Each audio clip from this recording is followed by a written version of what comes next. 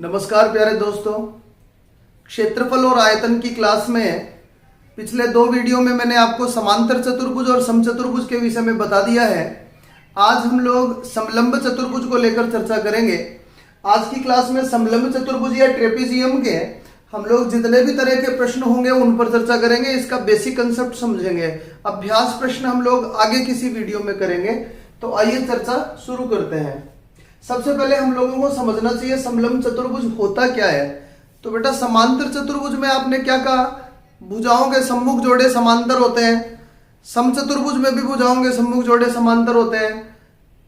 Actually एक चतुर्भुज में दो जोड़े भुजा होती हैं। यदि दोनों समांतर होती हैं तो वे समांतर चतुर्भुज या समचतुर्भुज होते हैं। समलंब चतुर्भुज क्या होता है, जब किसी चतुर्भुज की भुजाओं का एक जोड़ा समांतर हो और दूसरा तिर्यक हो। एक जोड़ा समांतर और दूसरा तिर्यक, एक जोड़ा समांतर और दूसरा काटता हुआ प्रतीत हो, तो ऐसे चतुर्भुज समलंब चतुर्भुज कहलाते हैं। जैसे मैं कुछ चित्र बनाकर बता देता हूं आपको। जैसे मान लीजिए कि ये दोनों समांतर रेखाएं हैं और ये दोनों तिर्यक रेखाएं मैंने खींची। तो ऐसे चतुर्भुज जो भी होते हैं, ऐसे चतुर्भुज समलंब चतुर्भुज कहलाते हैं। क्या ये ऐसे भी बन सकता है सर? बिल्कुल ऐसे भी बन सकता है। मैं दोबारा दोहरा देता हूं। मैं आपको यह कहना चाह रहा हूं कि भुजाओं का एक जोड़ा तो समांतर होना चाहिए। जैसे इसमें एडी और बीसी दोनों समांतर है, दूसरा नहीं है। इसमें एडी और बीसी समांतर है, दूसरा नहीं है। तो एकमात्र प्रतिबंध है, समलंब चतुर्भुज वह चतुर्भुज होता है जिसमें भुजाओं का एक जोड़ा समांतर हो और दूसरा तिर्यक हो। तो सबसे पहले मैंने आप लोगों को बता दिया है कि समलंब चतुर्भुज होता क्या है। ठीक है, अब हम लोग बात करते हैं इसके क्षेत्रफल से जुड़ी हुई। तो पहली चर्चा हम लोग करने जा रहे हैं। अभी मैंने आपको बताया समलंब चतुर्भुज होता क्या है। अब पहली चर्चा करते हैं इसके क्षेत्रफल से जुड़ी हुई। इसका क्षेत्रफल क्या है, अब आराम से मेरी बात सुनिएगा। जैसे मान लीजिए ये समलंब चतुर्भुज है, तो इसका क्षेत्रफल होता है, क्षेत्रफल या एरिया जिसको आप बोलते हैं, क्षेत्रफल बराबर होता है 1/2 गुणा समांतर भुजाओं का योग गुणा उनके बीच की दूरी। उनके बीच की दूरी जिसको हाइट भी बोल सकते हैं। क्या लिखा है मैंने लिखा है 1/2 गुणा समांतर भुजाओं का योग, मतलब इन दोनों का योग। एडी और बीसी दोनों समांतर है ना, इन दोनों का योग और इन्हीं के बीच की दूरी, इनके बीच की दूरी h से एक बार जैसे हम दर्शाएं तो ये क्षेत्रफल का सूत्र होता है 1/2 गुणा समांतर भुजाओं का योग और गुणा उनके बीच की दूरी। अच्छा, कहां से आया होगा बेटा ये? तो देखिए आप खुद भी विचार कर सकते हैं इस पर। जैसे मान लीजिए मैंने ये विकर्ण खींच दिया इसका, थोड़ी देर के लिए हम लोग देख लेते हैं। मान लीजिए कि मैंने इसका ये विकर्ण खींच दिया, तो इसको अगर मैं त्रिभुज 1 बोलूं, इसको अगर मैं त्रिभुज 2 बोलूं, तो आप त्रिभुज 1 का क्षेत्रफल बताइए क्या होगा। त्रिभुज 1 का क्षेत्रफल होगा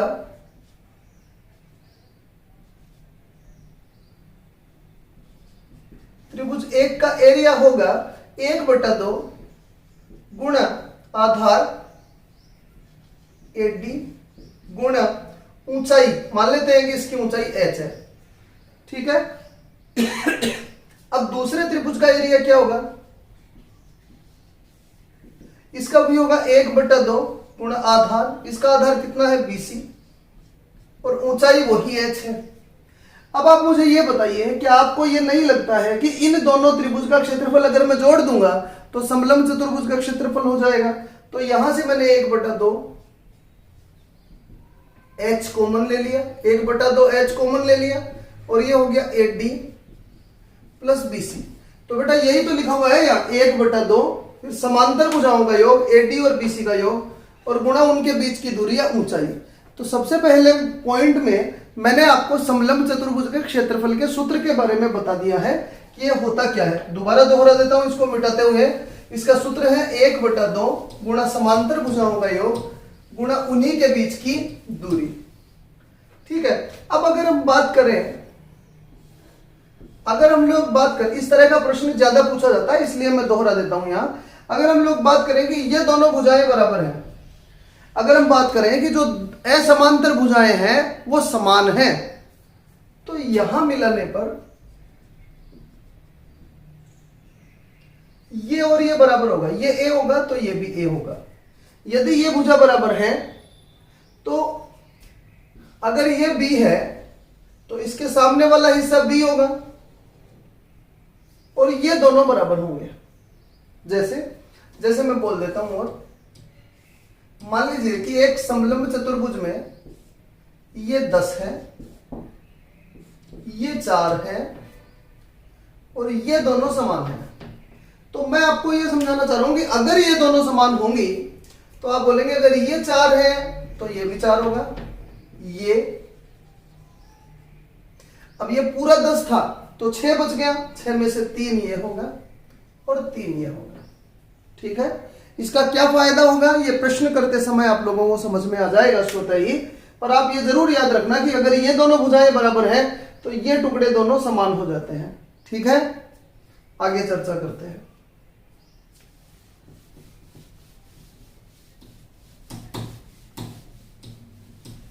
इसकी दूसरी चर्चा करते हैं बेटा विकर्ण से संबंधित। ठीक है, देखिए पिछले दोनों ही चतुर्भुज में विकर्ण को लेकर मैंने आप लोगों को अच्छे अच्छे तथ्य समझाए हैं। समांतर चतुर्भुज में भी, समचतुर्भुज में भी हम लोगों ने विकर्ण को लेकर चर्चा की थी। ऐसा ही एक छोटी सी बात हम लोगों को यहां कर लेनी चाहिए। मान लीजिए ये एक समलंब चतुर्भुज है ABCD, ये इसका एक विकर्ण है D1, ये इसका एक विकर्ण है D2। इसके एक्सप्लेनेशन पर हम लोग बात ज्यामिति में करेंगे। यहां मैं बस आपको सूत्र बता रहा हूं, ये D1 और D2 हैं तो इनका आपसी संबंध क्या है। मान लीजिए इन भुजाओं के नाम भी मैं दे देता हूं, ये स्मॉल a है, ये B है, ये C है, ये D है। तो इनका आपसी संबंध क्या है, तो बेटा याद रखिएगा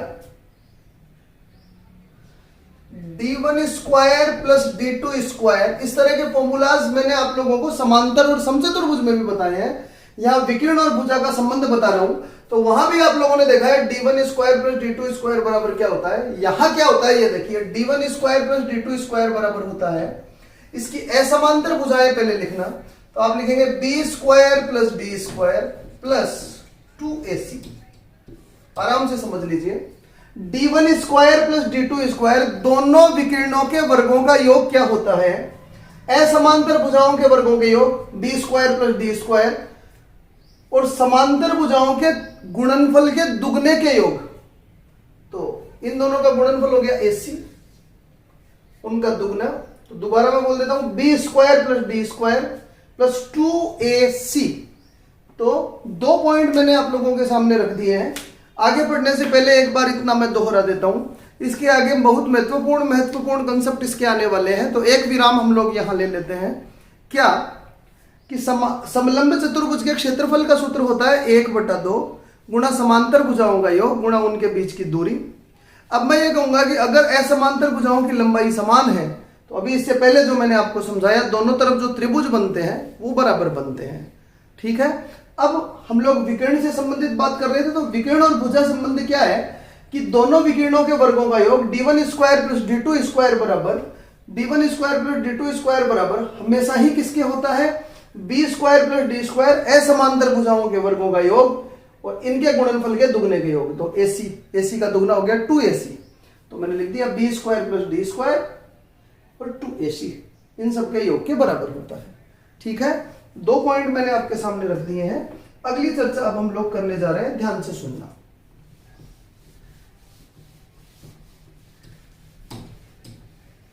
अब ये सारे महत्वपूर्ण तथ्य हैं तो मैं सीधा ही आपको समझाना शुरू कर रहा हूं। देखिए, जब भी कोई समलंब चतुर्भुज होता है और उसमें आप 2 विकर्ण खींचे, मान लीजिए एक ये हो गया और एक ये हो गया, इसको मैंने कहा D1, इसको मैंने कहा D2।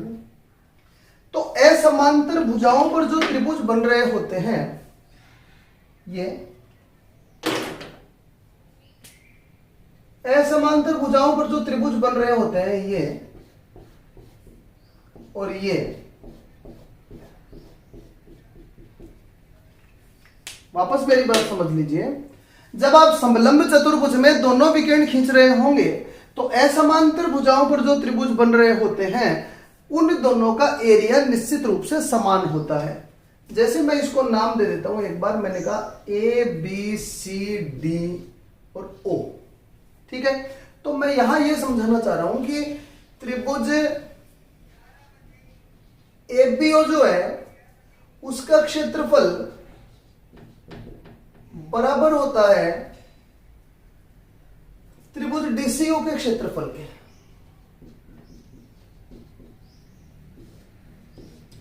मैं ये समझाना चाह रहा हूं, एक समलंब चतुर्भुज में जब आप दोनों विकर्ण खींच देंगे तो असमांतर भुजा जो होती है उन पर बने हुए दोनों त्रिभुजों का क्षेत्रफल बराबर होता है।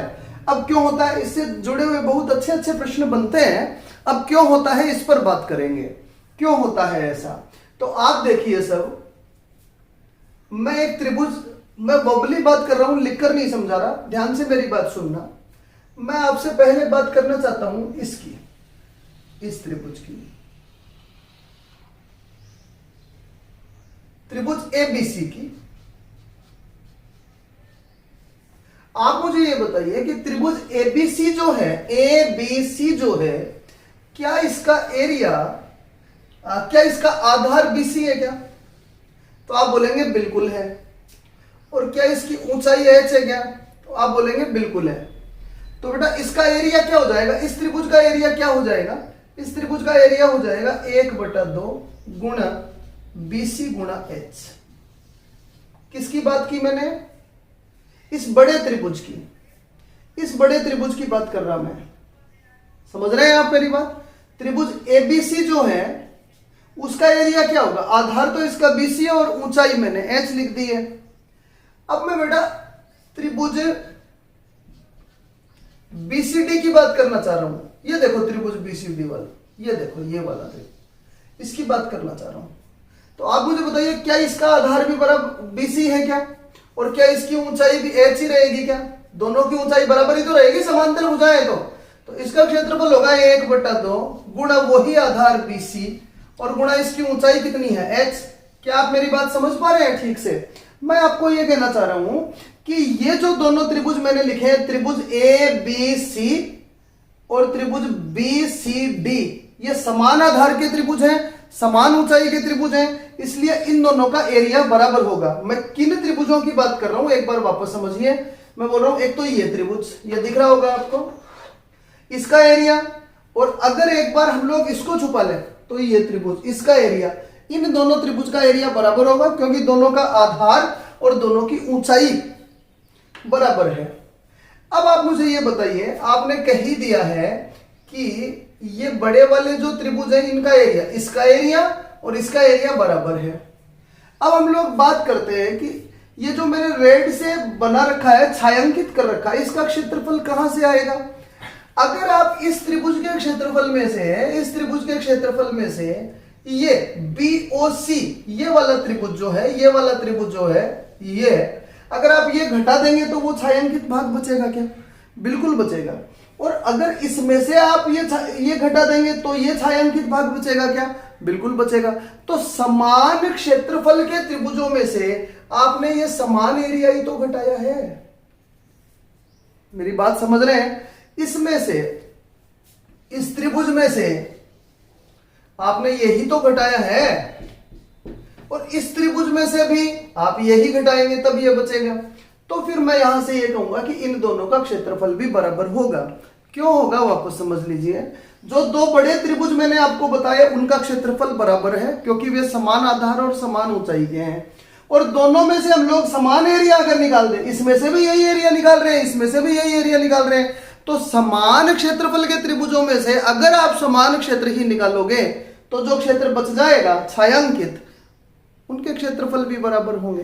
ठीक है, आशा करता हूं आपको पता लग गया होगा। मैं आपको यह समझाना चाहता हूं कि यह छायांकित भाग जो होता है इसका क्षेत्रफल हमेशा बराबर होता है।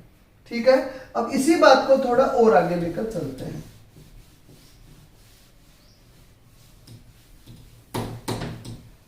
इसी बात को थोड़ा और आगे लेकर चलते हैं। देखिए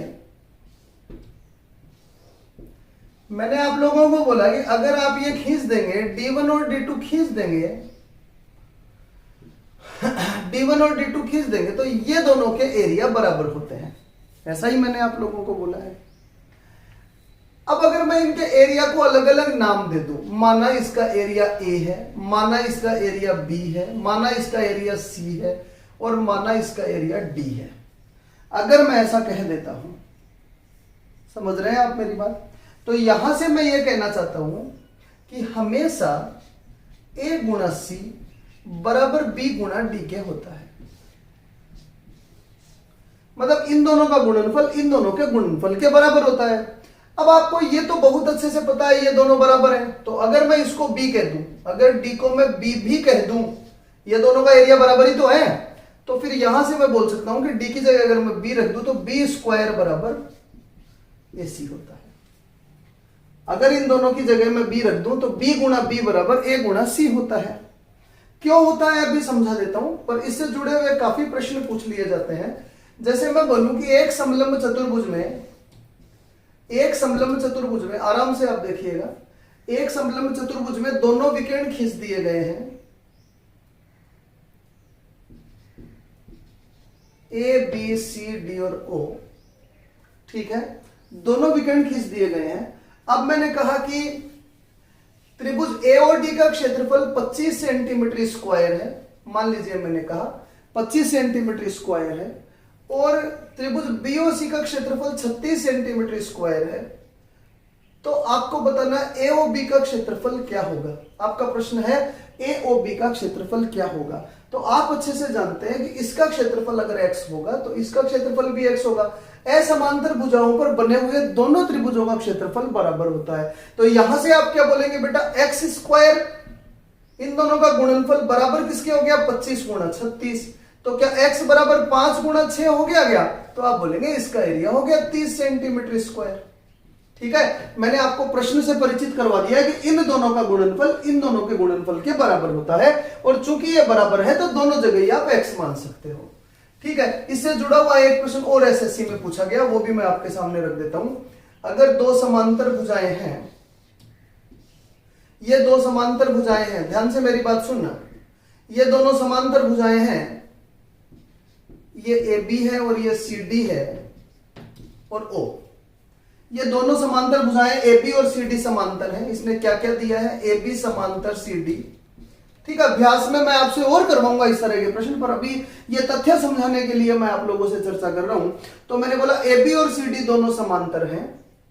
उसके बाद मैंने बोला कि त्रिभुज AOB का क्षेत्रफल 9 सेंटीमीटर है, 9 सेंटीमीटर स्क्वायर है, और त्रिभुज C और D का क्षेत्रफल 16 सेंटीमीटर स्क्वायर है। और फिर मैं आपको बोलूं कि त्रिभुज B और D का क्षेत्रफल क्या होगा, ये मेरा प्रश्न है। तो बेटा आप मुझे ये बताइए कि अगर मैं इसको मिला देता हूं, ध्यान से देखना, अगर मैं इसको मिला देता हूं तो क्या ये समलंब चतुर्भुज बन गया? तो आप बोलेंगे बिल्कुल बन गया, क्योंकि भुजाओं का ये जोड़ा तो समांतर है और ये समांतर है।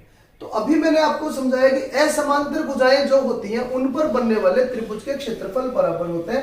तो अगर ये x होगा तो ये x होगा, जो कि हमें बनाया हुआ नहीं था, हमने विचार किया इसके बारे में, ये x होगा तो ये भी x होगा।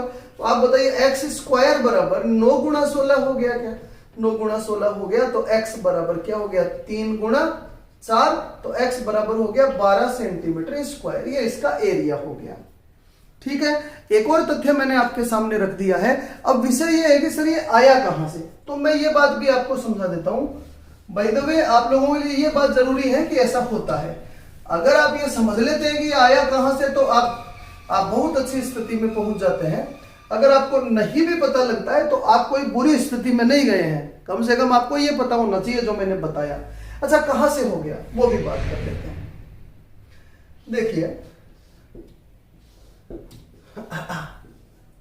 आप मुझे बताइए, अगर ये कोण मैंने कहा थीटा है, तो क्या ये कोण 180 डिग्री माइनस थीटा होगा क्या? कैसे होगा? थीटा और 180 डिग्री माइनस थीटा कैसे होगा? क्योंकि सरल रेखा पर बनने वाले कोणों का योग 180 डिग्री होता है। ये थीटा है तो 180 डिग्री माइनस थीटा होगा, और ये थीटा है तो ये थीटा होगा, क्योंकि शीर्षाभिमुख कोण बराबर होते हैं। और ये 180 डिग्री माइनस थीटा है तो ये भी 180 डिग्री माइनस थीटा होगा, पहली बात।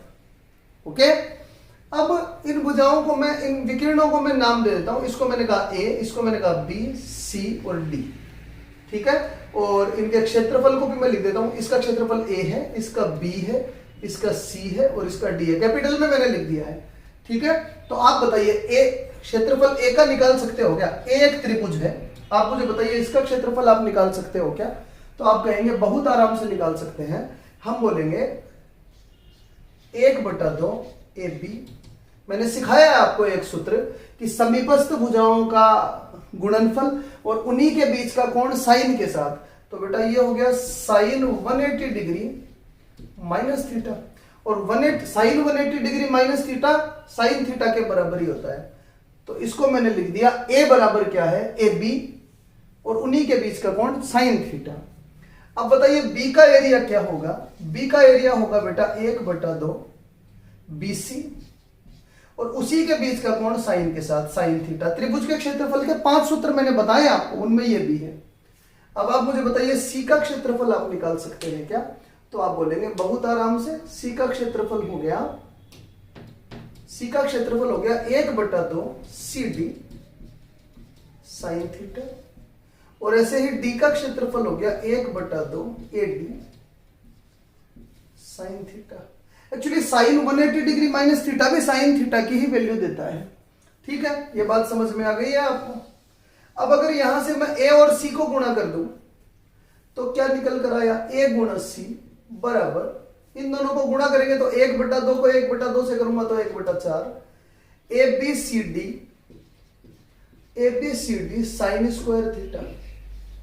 इसको इससे गुणा कर दिया, और ऐसे ही अगर मैं बी और डी को गुणा कर दूंगा तो क्या निकल कर आएगा? वही 1/2 को 1/2 से करोगे तो 1/4, और BCAD तो सभी आ गए ABCD और साइन स्क्वायर थीटा। आशा करता हूं आप समझ गए होंगे दोनों बातें।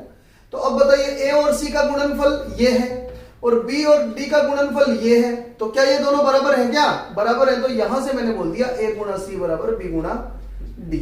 अब मैं अच्छे से जानता हूं कि बी और डी दोनों तो बराबर है, बराबर है, तो मैं ये भी कह सकता हूं कि बी गुणा बी, तो बी स्क्वायर बराबर AC हो गया, ठीक है।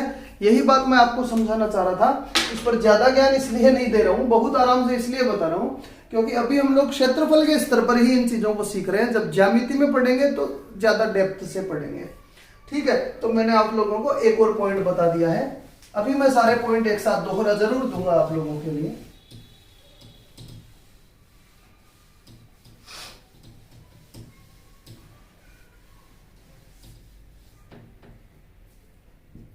ठीक है, अगली चर्चा करते हैं आपसे। एक समलंब चतुर्भुज है,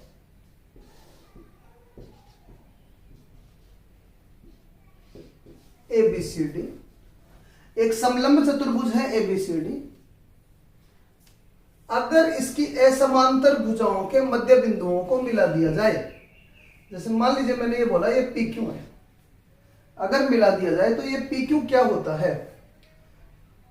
मान लीजिए इसको मैं बोल रहा हूं स्मॉल a, इसको मैं बोल रहा हूं B। तो मेरा विषय है कि PQ क्या होता है। अगर असमांतर भुजाओं के मध्य बिंदुओं को मिला दोगे बेटा तो PQ बराबर होगा 1/2 A + B। इन दोनों के योग का आधा होता है। और अगर एक समान समलंब चतुर्भुज में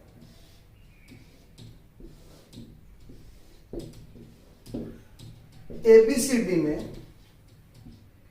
जिसमें कि ये A है और ये B है, अगर विकिरणों के मध्य बिंदुओं को मिला दिया जाए, मान लीजिए ये PQ है, तो PQ बराबर होता है 1/2 B - A। आराम से आप मेरी बात समझ लीजिए मैं क्या कहना चाह रहा हूं। यहां क्या होगा?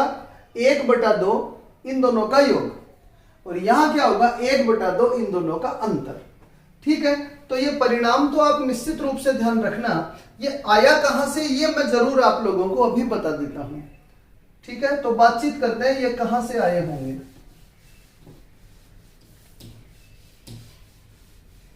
मैं क्या समझाना चाह रहा हूं आपको कि अगर ये एक समलंब चतुर्भुज है जिसकी ये भुजा 10 है, ये भुजा 20 है, और इस असमांतर भुजाओं के मध्य बिंदुओं को मिला दिया जाए, ये कितना है?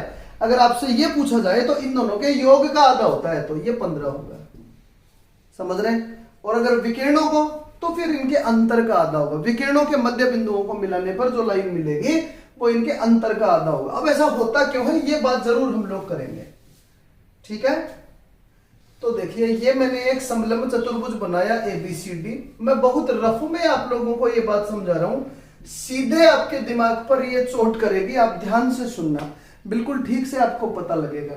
मैंने कहा इसका एक विकर्ण खींच लो, एक बार इसका एक विकर्ण खींच लो, और अगर ये इसका मध्य बिंदु है P और अगर ये इसका मध्य बिंदु है Q, तो ये इसका भी मध्य बिंदु ही होगा, ठीक है। अब मैं आपको क्या समझाना चाह रहा हूं, ध्यान से मेरी बात सुनना, कि ये पूरा एक त्रिभुज है, आपको नजर आ रहा होगा, ये पूरा एक त्रिभुज है। इस त्रिभुज की दो भुजाओं के मध्य बिंदुओं को मिलाया गया क्या, मान लीजिए ओ लिख देता हूं, दो भुजाओं के मध्य बिंदुओं को मिलाया क्या यहां। तो मैंने त्रिभुज वाले लेसन में आप लोगों को समझाया है कि अगर किसी त्रिभुज की दो भुजाओं के मध्य बिंदुओं को मिलाओगे तो प्राप्त रेखाखंड तीसरी भुजा का आधा और उसके समांतर होगा। तो बेटा ये कितना हो जाएगा बताइए, PO बराबर क्या हो जाएगा, 1/2 BC। तीसरी भुजा का, दो भुजाओं के मध्य बिंदु मिला दिए तो तीसरी भुजा का आधा होगा, तो 1/2 BC हो गया। ऐसे ही जब आप OD निकालना चाहोगे तो वो 1/2, इस वाले त्रिभुज की दो भुजाओं के मध्य बिंदुओं को आपने मिलाए तो तीसरी भुजा का आधा होगा, 1/2 AD होगा। और समीकरण 1 और समीकरण 2 को अगर आप जोड़ना चाहोगे तो PO और OD, PO और OD को जोड़ोगे तो PQ आ गया, इनमें 1/2 कॉमन आ गया और BC प्लस AD। तो यही बात तो हम लोग कर रहे थे कि मध्य बिंदुओं को मिलाने पर जो रेखाखंड प्राप्त होता है वो अन्य दोनों समांतर भुजाओं के योग का आधा होता है। अब यही बात अगर हम लोग विकिरण में करना चाहें कि विकिरण के मध्य बिंदुओं को, ठीक है, ये बात पता लग गई होगी।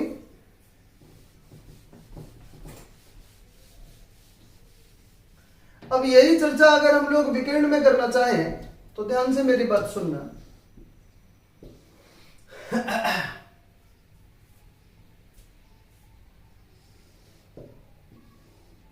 ठीक है, आराम से इन बातों को सुनिए, मैं क्या कह रहा हूं। मान लीजिए कि ये विकिरणों के मध्य बिंदुओं को हम लोगों ने मिला दिया है, ठीक है, और इसको यहां तक भी मैंने बढ़ा दिया है, ये इसका भी मध्य बिंदु होगा, और इसको मैं नाम भी दे देता हूं, मैंने कहा A B C D, माफ कीजिए P ये है, P Q, और इसको भी मैं बोल देता हूं O। ठीक है, अब आराम से मेरी बात सुनो। क्या यहां से आप OQ निकाल सकते हो क्या, OQ? आप बोलोगे बड़े आराम से, अभी तो आपने बताया था सर कि ये 1/2 BC होता है, 1/2 BC होता है। अब मैं बोल रहा हूं क्या यहां से आप OP निकाल सकते हो क्या, OP? तो बेटा OP जो है वो इस त्रिभुज में देखिए, दो भुजाओं के मध्य बिंदुओं को मिलाने पर प्राप्त हो रहा है, तो ये 1/2 AD होगा।